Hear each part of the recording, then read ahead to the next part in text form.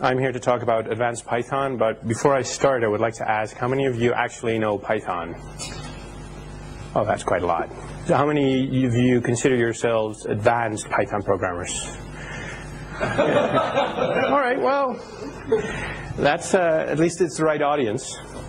So this is what I'm going to do today about this talk. This talk is about hiding complex code within simple APIs. So you can provide a very complex operation as it's not just a simple function call, but a simple operation on objects.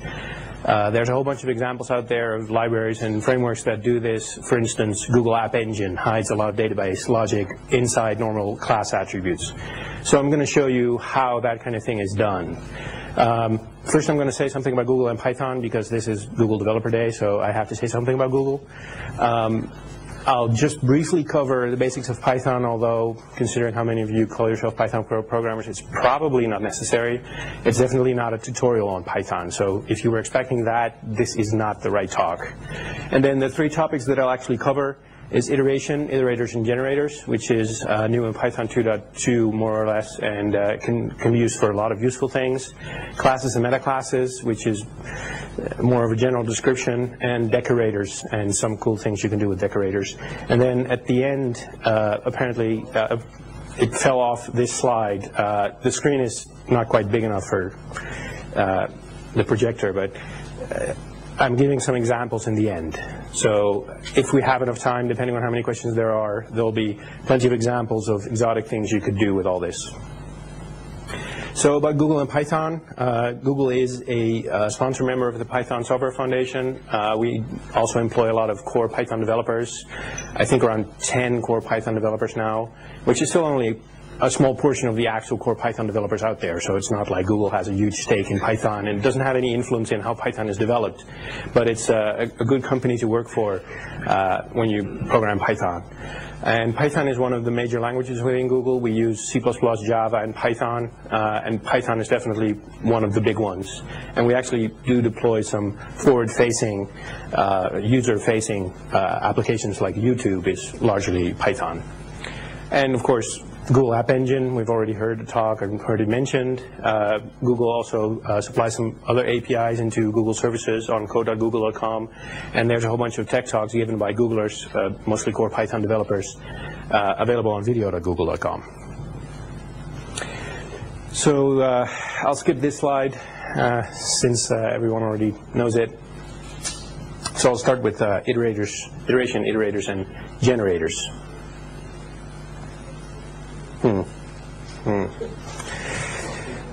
You'll have to imagine there's like one more line below the display. So iteration is something that all languages have, although some call it recursion instead of iteration. But in Python, it's a different operation, or at least since Python 2.2, it's a different operation.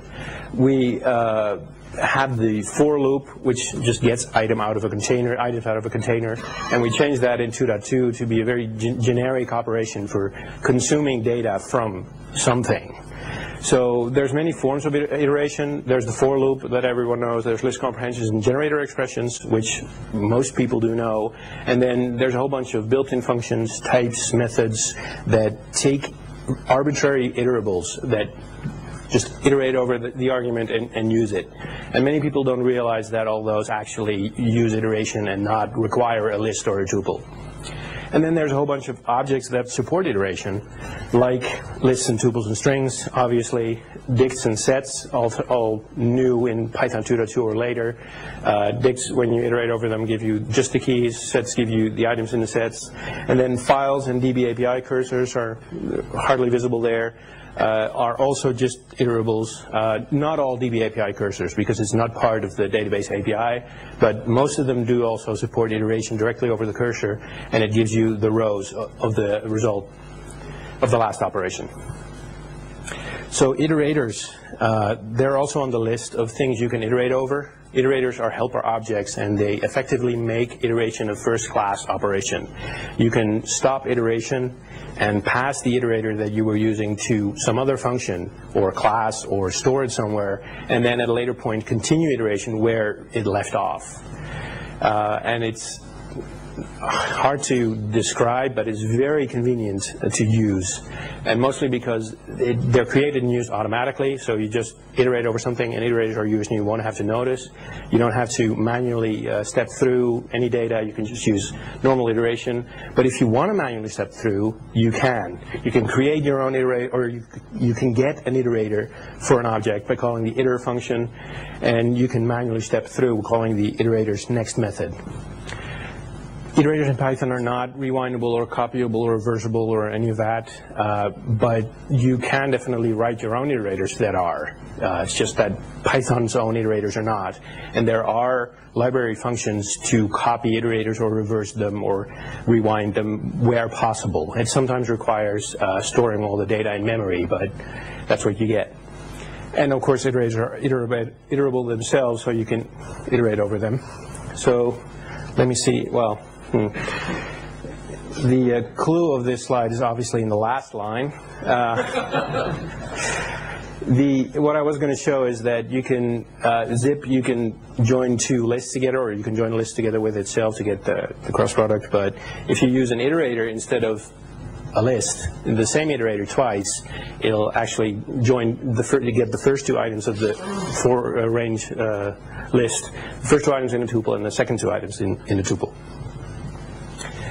because iteration continues where it left off. So generators, most of you probably know generators, lazy functions to produce data. Calling a generator actually gives you an iterator over the result set, and that thing is actually called a generator. You define a generator by using yield in a function instead of return. You can use a return in an iterator exactly once, and it takes no argument, and it means it's the end of the generator. But usually you just use yield, and then you run out of your calculations. In Python 2.5, generators can also receive values. I'll explain that a bit more later. And in the standard library, there's the itertools module that has a whole bunch of very useful generators for cycling another iterator, generators for taking from an iterator while a certain condition is true, grouping results, all kinds of useful things. And generators in general are very useful for pipelining data, because you can have a generator iterate over another generator and perform all manner of calculations on the fly while you read the data. So here's a short generator example. We define a gmap function that is a generator. It goes over its second argument, an iterable, and applies the function that is the first argument to every item. And then it yields the result. And you can see the result here of just normally looping, and you get 3 and 1 as the first two results. And then if you call g.next manually, you'll see there should have been a 3 below that as well. So generator sending is a new feature in Python 2.5, and it's somewhat hard to wrap your head around, in particular because you have to think of generators in a particular way for it to make sense how it's implemented. So what changed in Python 2.5 is that the yield keyword is no longer a statement, but it's an expression. That means it results in a value. You don't have to use the value, so you can still use yield as you would in Python 2.4 and earlier, but if you want to write code that receives values in a generator, the result of the yield expression is actually that value. Generator objects got a send method for sending data into a generator, and what happens is when you call generator.send, the generator continues where it left off, just like it would if you called the next method, but the result of the yield expression that it was waiting on is the argument you passed into send. It'll then continue to execute while the caller is just waiting for the send to finish, and then at the next yield statement, whatever it'll yield will be the result of calling generator.send. So it's both pushing a value into the generator and then waiting for the result to come back. And generator.next, which is the old method for iteration that it still supports, basically just does a g.send none. So it sends a none value in and waits for the answer. Generator's also got a throw method, which is for raising an exception inside the generator. The throw method is not called raise because raise is a keyword, but that's what it does. And having the throw method means we can now have yield inside a try finally. Before Python 2.5, yield was not allowed inside a try finally because try finally says the finally clause will always be executed at some point in the future, barring the process crashing. And this was no longer true for generators. If you used yield inside a try finally, you wouldn't be sure that the finally clause would eventually be executed or not. So the throw method was added, and now it's guaranteed that the finally clause will eventually be executed because of the next line that you can't see, which is the close method of generators, which raises the generator exit exception inside the generator. So you can now close a generator to force finalization inside it, or you can just forget about it. Garbage collection will take over, and the garbage collector will actually call the close method for you. So then, even then, finally, clauses will be executed. So here's an example of sending to a generator. This is a very simple generator that loops forever, yields a number, increases the number, unless it was sent a new number, and then it'll just use the new number. So we go over the generator 3 times, we produce 0, 1, and 2. We send the value 100, we get it back because execution continues, and the next step is to yield the value back. And then if you iterate some more, you'll see that it goes from 101, 102, 103. So that's for generators. Any questions so far? All right. So about class creation. In Python, unlike in other languages, the class statement doesn't describe the layout of instances of the class. It doesn't describe what attributes an instance of the class has, or what methods an instance of a class has. What it does is it describes a class object itself. So the body of the class statement is executed as normal Python code. It's executed in a separate namespace, a dictionary, and then that dictionary becomes the dictionary of attributes of the class object. So anything that you do inside the class statement becomes eventually part of the class object. The class object is created by the metaclass, which I'll cover later. And then any attributes of the class are also accessible on an instance of the class. So once you create an instance, you can access class attributes through the instance or through the class. And then there's a magic thing called descriptors, which are special objects only because they have one of 3 methods: under get, under set, or under delete, under. When you try to get an attribute of a class or an instance of a class, and that attribute has a method under get, under, instead of returning that object, it'll call the under get, under method, and the result of that will be the result of getting the attribute. And the way under get is called differs depending on whether you get it from the attributes from a class or get it from an instance of the class. And the same thing for set, for setting an attribute, and for delete, for deleting an attribute. And delete is called delete instead of del because under del was already taken. So I'm not going to describe descriptors in more detail than this. I'm not going to show you an example of descriptors as such, but descriptors are an important part of classes because they are used to implement other useful features of classes, like methods.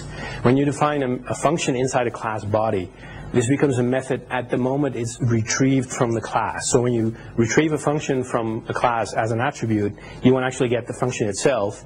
You'll get an unbound method wrapper. And when you get it from an instance of a class, you'll get an instance method wrapper. And the instance method will know what instance it belongs to, and the class method will know the class unbound method will know what class it belongs to, and it knows that it needs an instance before it can be called, but it doesn't know which kind of instance. So here's an example of a class. Well, you all know this, but it's just an example to show that you can have arbitrary code inside a class object, and just the names that exist after you're done executing class body, those define what the class will look like. One of the things that descriptors allow is class methods. Class methods are different from normal methods or methods or instance methods in that they take the class as first argument instead of an instance of the class. So they take, in the case below here, CLS instead of self as argument. And they can be called on an instance of the class or the class itself. They don't really care either way. And class methods are particularly useful for alternate constructors, where you say, I have a class, I want to instantiate it, or I want to create an instance of the class either with a file name or a file object or a list of strings, and I don't care which. So you could do that by taking either a single argument and then using isInstance to figure out what's what. But that means you have to jump through hoops if you want to allow arbitrary sequences of strings instead of just a list of strings, or a file object or an object that looks like a file object but is not exactly a file object. So another way of doing it is having separate keyword arguments and saying the file object is this file object, and making sure that only one of them is passed, which is, it works, but it's not exactly convenient. Or you can have a class method that is from file, and a class method that is from file name, and then have the class itself be instantiated always with the data that you actually want, which is probably a list of strings. So here's an example of a class method, which is re-implementing the from keys method on dict, which is already a class method. But because we use a class method, and you can just barely not see it, because we use a class method, we can subclass fancydict and then call the super fancydict from keys method, and it'll return a super fancydict instance, even though the method is defined in fancydict, because we use the class that we were called on instead of hard coding fancydict as the class to instantiate. Sorry.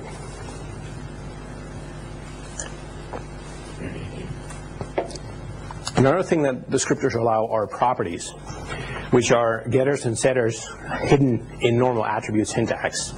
So normally in other languages where you have either properties or attributes or getters and setters, you have to decide when you design your API whether you will ever need to use a getter or a setter, and then design your API that way. So mostly in Java, everyone uses getters and setters because at some point in the future you might need to actually have a getter and a setter there, and the same is true for other languages.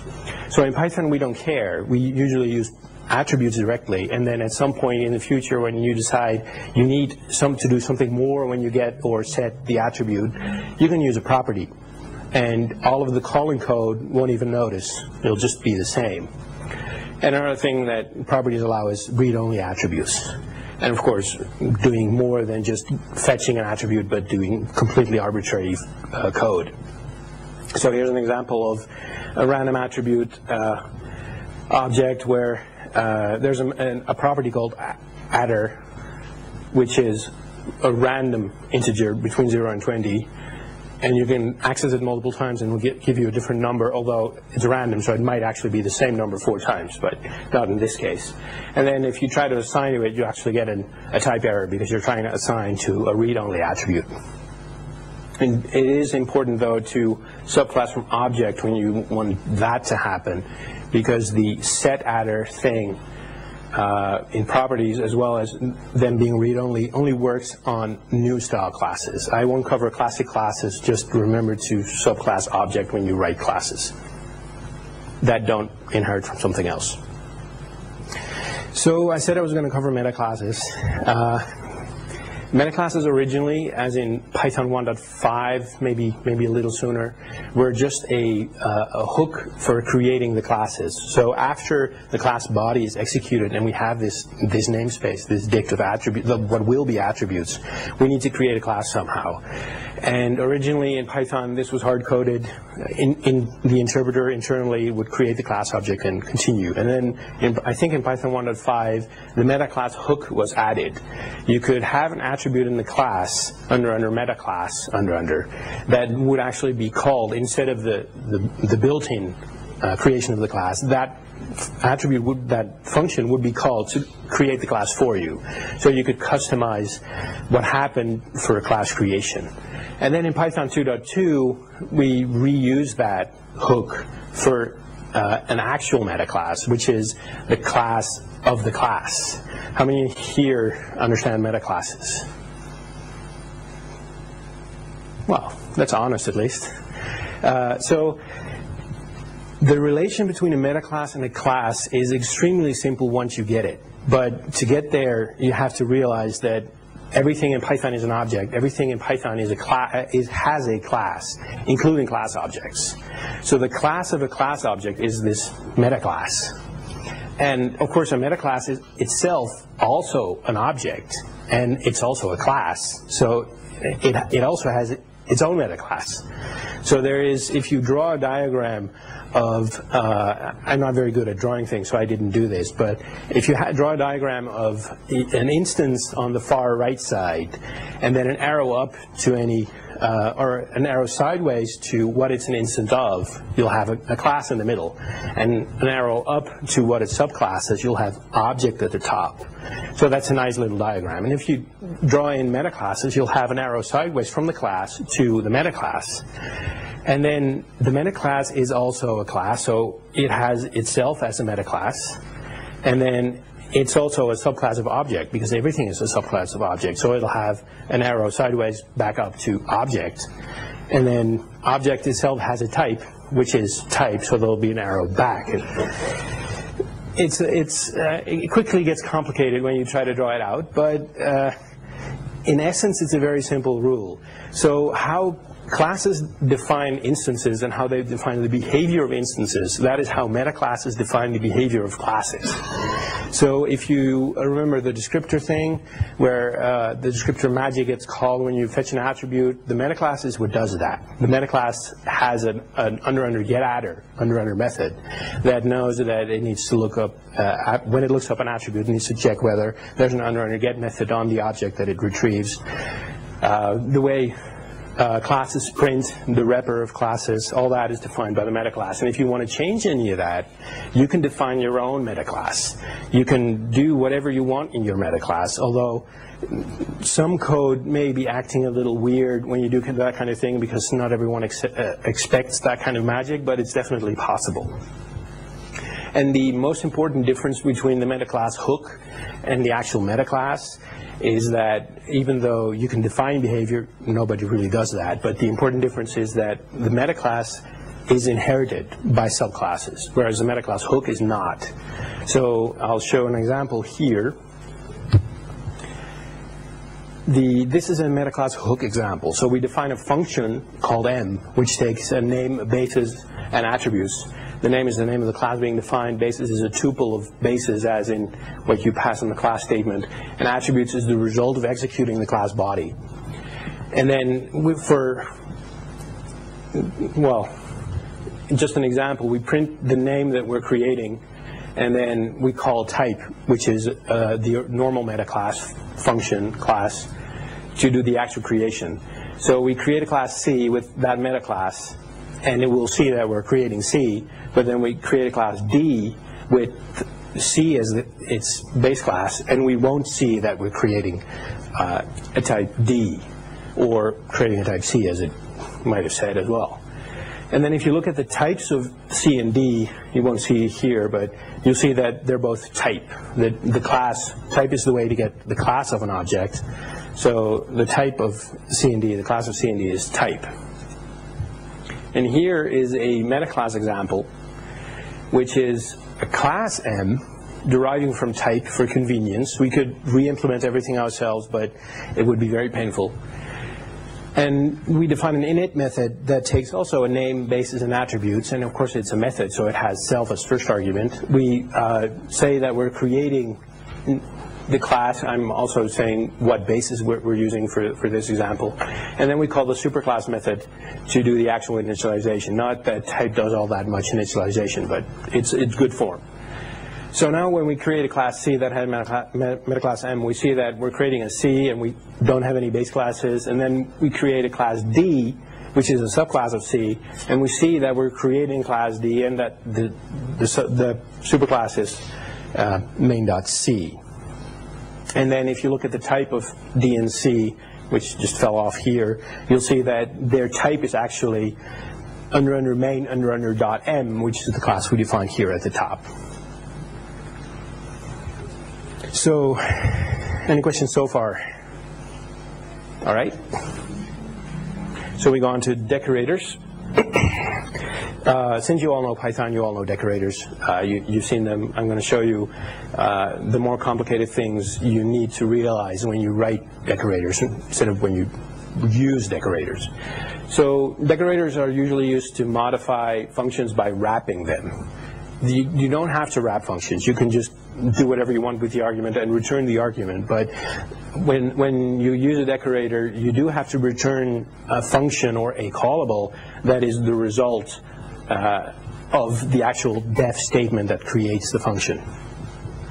So we have a little spam decorator here that defines a wrapper function that calls the original function 10 times, and we return that wrapper so that it'll be the result of the function definition, and then we define a sing function there, which you just can't see, but it'll do some singing, and it'll do that 10 times when you actually call the sing function. The important thing to remember when mixing decorators with classes is that the decorator is executed while the def statement is executed, which is in the class body, which is before the class object is created and before anyone even knows that this is going to be a method. So if you define a wrapper for a method, it has to take self as an argument, as the first argument. Now, it doesn't matter for this decorator because we take star args and we just pass it along to the original function.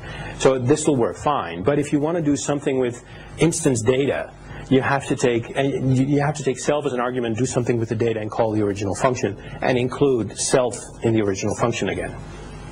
If you want a decorator that you can use both on an instance and then do something with the instance data, or on another not an instance a function, and do something else, you'll have to define two different decorators. You can't tell in the decorator whether a function is going to be a method or not.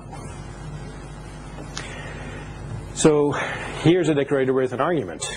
At the bottom you see we'll spam it 100 times. Instead of hard coding 10, we'll make it an argument. And that means that the spam function is no longer the decorator. The spam function is something that returns the decorator. So inside spam we define a decorator function, which defines a wrapper function, which calls the original function, and then return the wrapper and return the decorator. This can get a little complicated when we combine it with another artifact of decorators, is that introspection no longer works very well if you define decorators like this. So introspection is very useful in Python. You can see arguments, you can see docstrings, you can find out where a function came from. And also you can assign attributes to function objects, which is not used very often, but is sometimes useful for bookkeeping. And when you use a decorator, you lose the attribute information because you're defining a new method or a new function. So we can fix that by writing a decorator like this. So we have the spam decorator that defines a decorator function, that defines a wrapper function, and then when we're done with the wrapper function, we assign the wrapper's name and docstring and dictionary of attributes and module, which is just a module name, to the wrapper function. The only thing we can't assign here is the signature. So when you run PyDoc on the result of a spam decorator, it'll still say that it takes star args and star keyword args. There's not much you can do about that, unfortunately. There's a proposal to change that, but I don't think it pulled through. So this is the best we can do. And then, of course, what fell off here is return wrapper and return decorator. Now, the thing is, if you look at this, you see that the decorator takes an argument, creates a new function, and then does something with the original argument and the thing that it would return anyway. So you can write that as a decorator. So here is the decorator for introspection, or a decorator for decorators, which takes a decorator as argument, because you decorate the original decorator with this, and then you set the name, the docstring, the dict, and the module, and then you return the new function, which is going to be the new decorator. So this actually exists in the standard library. It's called functools.wraps, and it doesn't really look like this because it's in the functools module, so it insists on doing everything functional style. But this is effectively what it does. So any questions about that, about decorators? All right, then we're going on to examples. Now I hope most of this makes sense because we're still missing the last line. Actually, let me just see. I can probably fix that by just reducing the font size since the screen is pretty big. Sorry? Reduce your window size. No, that doesn't work, unfortunately, unless you can tell me how. But no, because it's not PowerPoint, because I'm using full screen and it doesn't matter what the window size is. But if you don't use the full screen and just I can do that. Yeah, sure, I can do that. So, but then I'll have to increase the window size. If you can still see it, then we'll see. So, can you all read this? You should be able to just alt-drag the window so that you don't lose the place for the scroll bars. No. Yeah. This. Well, can you read this or not? It's better. So, can you all read this? If you can, you probably want to move a bit forward or not care. So, sorry? Yeah, you can do that. I can't actually see the screen myself, so it doesn't really matter. But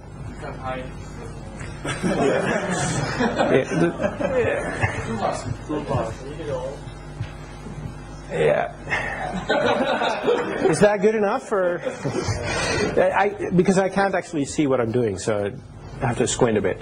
So here are a whole bunch of examples, and if you think an example is boring, you just yell, and I'll skip to the next because there's quite a few, and we have 25 minutes left, including for questions. So here's an example of a very simple decorator that I think is inspired by the Java world, where you can say synchronize to have a method only be executing in a single thread. So here we define a synchronized method, or a synchronized decorator, that'll call the original function with a particular lock help. And this uses the with statement, which is also new in Python 2.5. So if you don't know what it does, it's also a nice syntax for hiding complex things, but it's too new and too uncommon for me to go into very deeply. But this is how you call a function with a lock help. And it's a reentrable lock. It's a threading of our lock. So we can call the thread ignorant code can call itself, and it doesn't matter that the lock is already held because it's reentrable, as long as another thread doesn't try to call the thread ignorant code. And here's an example of a method decorator. So we define a transactional decorator that defines a wrapper that does take self as first argument, so that it can access self.db and can start a transaction and do that inside a try except else. And then when an exception occurs, it'll roll back and re-raise the original exception. And if an exception does not occur, it'll commit the changes and return the result. So you use this just like a normal method, and what happens is that it'll automatically start a transaction and make sure that it's either completed completely or an exception is raised. So the munge data function at the bottom will be able to do whatever it wants, and it'll all be transacted. Here's an example of generator sending, a slightly convoluted example of generator sending, where we define a needs more data singleton, which is an instance of object, which is a convenient way of just creating a singleton, and you won't be able to do anything with it other than check what it is. And then we define a process generator that just goes over whatever it's given and yields whatever is in it. Either if the thing yields needs more data, it'll just yield needs more data to the parent, the caller. And otherwise, it'll process the item, which is the process function passed in, and return the result of that. And then we have a little process line function at the bottom, just for example's sake. So you use this with, for instance, an input generator, which is at the bottom here, which is a generator that sees if there's any data in sys.standard in. And if there's any data there, it'll read a line and then yield that. And otherwise, it'll yield needs more data so that the parent knows that we're waiting on more data. And then at the bottom, here's an example of connecting the two. The process generator gets the input generator as an argument, and it gets the process function as an argument. And then we iterate over the process function to see what's going on. So it'll yield back reports of what's happening. And if the report needs more data, we know that we need to wait for user input. So we issue a print statement saying, dude, type something. And then we sleep for 2 seconds to give them a chance and not flood the screen with dudes. And if it's anything else, we just print the report. So I don't remember if I had an example. No, I don't have an example of it running. But when you run this, it'll say, please generate data on terminal. And if you type something, you'll get it back with received in front. And here's a refactored example of the same thing. This is a reactor class that we can add jobs to. So we have a set of jobs or processors, and we have a run once method that goes over every processor and visits it, consumes its data until we see it needs more data. Then we know that for now it's done, so we can go on to the next one. So we go over the whole thing, and then eventually one of them will run out, hopefully, and then we just remove them from the set. We iterate over a set of the processors because we want to modify the set while we are going over it. And normally, if you iterate over a set or a dict and then you modify the set or dict, you'll get an exception because the iterator state depends on the internal state of the object, the dict or set. And then we have a run forever, which just calls run once repeatedly and sleep so that we don't hog the entire machine. So here's how you could use it. You can have a wait function, and what it does, it'll yield needs more data for a particular time just by checking the current time. We can have a stop job, which prints some numbers, 3, 2, 1, and then stops the reactor. And of course, this example, in order to fit on the slide, I didn't actually do all the nice things like add a stop method or add an add processor method. I just muck with the internal data directly. So, and then I can have a main job that starts the original process function and process with process line and read input, which is what we had before, but can also do some other things like add the stop job, and we have some helpful prints to see what's going on. So when we run that, the red parts here are my input, so that you can tell the difference. It'll say that it added processors to jobs. I'll type something. It'll let me know what I typed, and then eventually it'll add stop jobs to the job, and then it counts down because that's what I made it do, and it'll remove the last empty job and end the reactor. So that's not really a real world kind of thing. I mean, you wouldn't really do that in your actual code. So here's an example from real life. How many of you know Twisted? Not too many. All right, so Twisted is a networking or event framework where you can write asynchronous code conveniently for as far as asynchronous code goes. So if you want to have a scalable network application, you can either use threads or you can use asynchronous I/O. And very frequently, threads don't scale as far. It kind of depends on the platform, but threads usually don't scale as far as asynchronous I/O.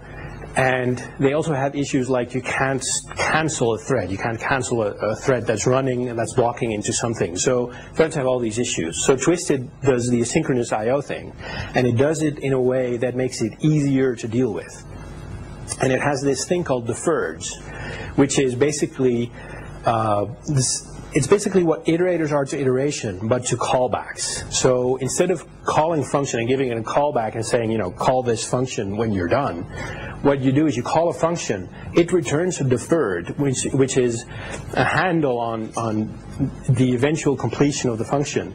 And then you add a callback to the deferred. And you can add more than one callback. You can add callbacks for errors as well. I don't show all that here. So what happens is you write this code where you call a function, you get a deferred back, and then you tell the deferred, when you're done, call this function. So in order to do a simple sequence of steps, get a page, which is twisted as client.get page, and then parse the result with whatever parser you want to use that also uses deferreds, and then extract a URL from that, and then get that URL, and then do something with the final URL. You need 4 different functions and chain them together like this. Whereas you really have just 4 steps, and a very convenient way to write it would be something like this.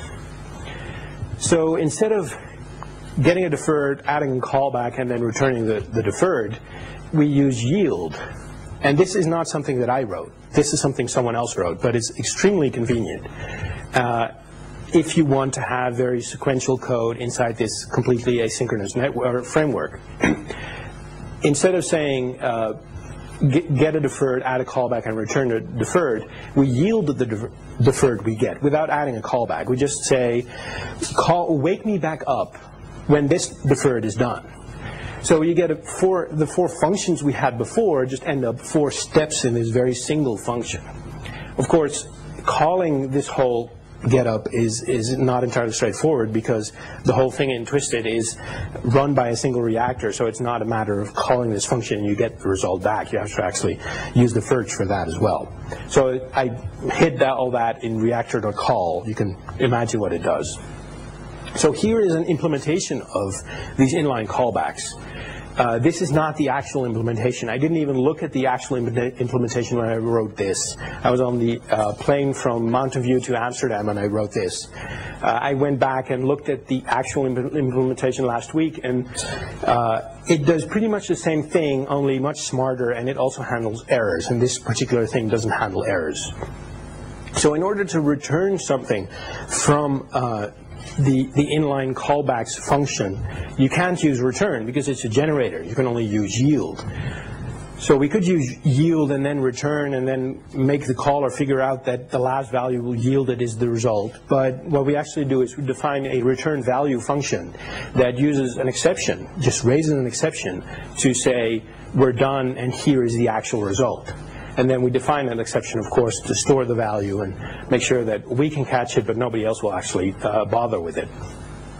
And it should probably inherit from base exception instead of exception, which is the base exception class in Python 2.5 that is low enough that most people won't catch it. They won't see it as an error when they do catch it. So we have this inline callbacks wrapper that does not much useful. It creates the initial generator, creates a deferred for the eventual result, and then calls this a generator, which is the next thing I define.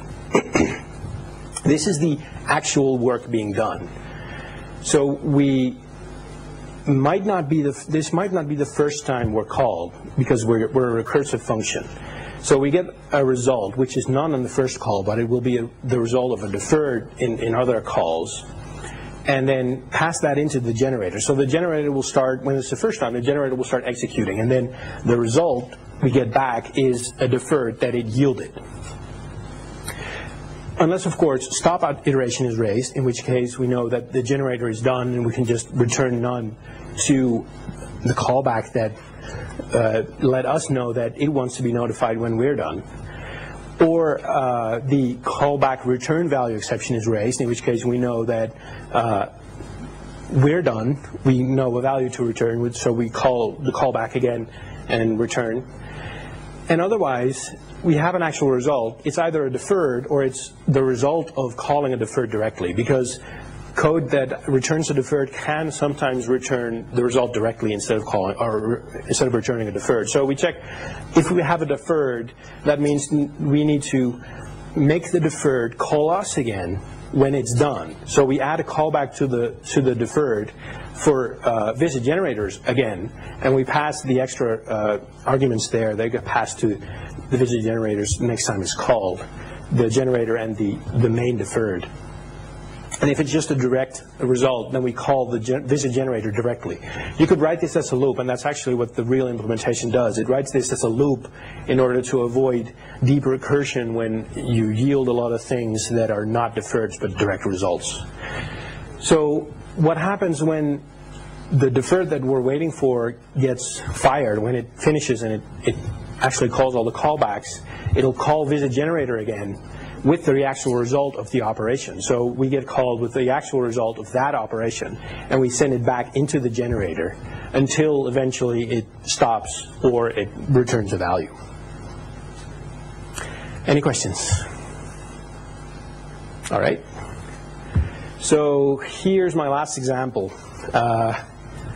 This is something that most people will know if they work with Django or work with Google App Engine. This is database abstraction. This is using classes to make a mini language in Python, a way to describe data in a database instead of classes or instances of classes. So how do you actually make something like this? Well, you define some classes and you set some attributes, but the attributes won't know, the classes won't know in which order the attributes were set because it's executed as a dict. And the actual properties that you assign, like the string value or the datetime value, won't know which name they are assigned to. So you can't just use a parent class to figure all this out. You need metaclasses. So I'll be using a metaclass for this. And of course, if you look at the bottom, you'll see that we have a by name, which you can figure out from a class just by looking at the properties. But we also have a job set for getting a set of jobs from a hire. So somehow the hire object knows, or I did that wrong. Well, sorry. But back references need metaclasses as well to work. So here are some utilities.